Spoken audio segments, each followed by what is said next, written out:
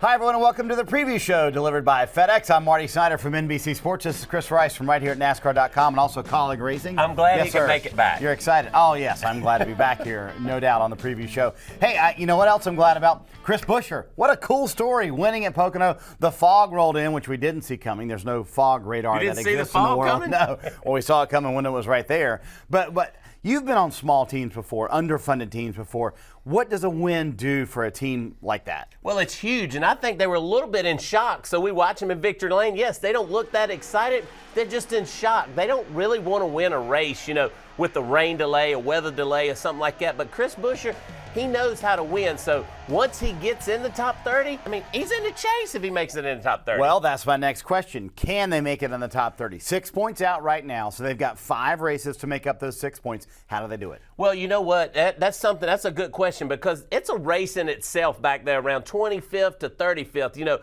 All those guys are always changing places. And I do believe now that they have a win, they're going to go out and get in the chase. I feel that their alliance with Roush will help them. They're going to push them to get in the chase. Yes, I believe he gets in. And no doubt they've been better the last couple of weeks. Chris has said that for a few weeks now. They've been getting better with their cars every week. And don't forget, he knows how to ride around and make points. He done that in the Xfinity Series. Yes, he did do that in the Xfinity Series. All right, let's check out the chase standings. Of course, on top right now, Brad Keselowski because of all of his wins and Kyle Busch right behind him. But I really want to focus, Chris, on the bottom of this grid.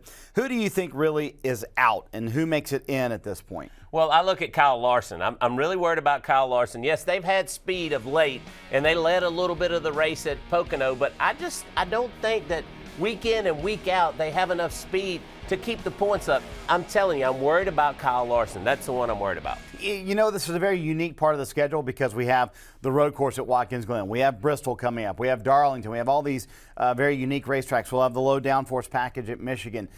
Do we see more first-time winners this year in these 5 races? Well, I do believe that Watkins Glen is a place that you can see a different winner because, that you never know. Fuel mileage, it's new pavement, it's a new tire. It's a bunch of different variables when we go to a road course that can produce a new winner. Let's think about Tony Stewart. Who would have ever thought he would have won at Sonoma? Right. So I do believe that the road course is one of the best ones to get a different winner. Well, and you think about Bristol. Ricky Stenhouse Jr. has been so good at that racetrack, so that's a possibility there as well. You mentioned Watkins Glen this weekend. Excited for our final road course race of the 2016 season.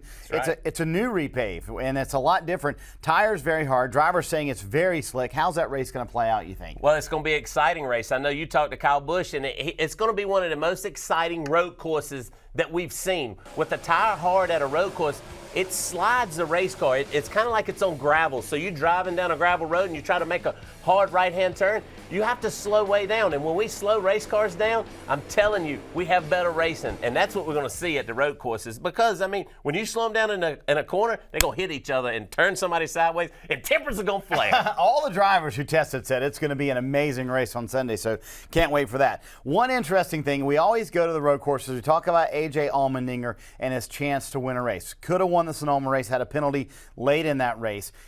I guess, is he in the right mental mindset right now to be able to win a race? No, absolutely not. I'm telling you, A.J. Allmendinger, he's got to believe in his race team first. That's the first thing he's got to do. He can't get out of the car after Indianapolis when they qualified 26th, 27th to go, I don't know what I'm going to do. What he's got to do is go back and pump those guys up and figure out how to make those race cars better. He's the only data they have to be able to make those race cars better, so he's got to figure that out, and he needs to figure it out this week if he wants to go and win. And yes, you see me excited because I know he can win, and right now he's not in a mental state to go win. Well, and they did have a good Pocono run. They were a top 10 car, if not a top 8 car. In fact, he was in front of Kevin Harvick for a couple of runs there and was able to actually be better than the 4 car. So, all right, time for us to make our picks for this weekend. Who are you going to go with for Watkins Glen? Well, I know you really don't like this pick, but I'm telling you, I'm going with Brad Keselowski, and I'll tell you why.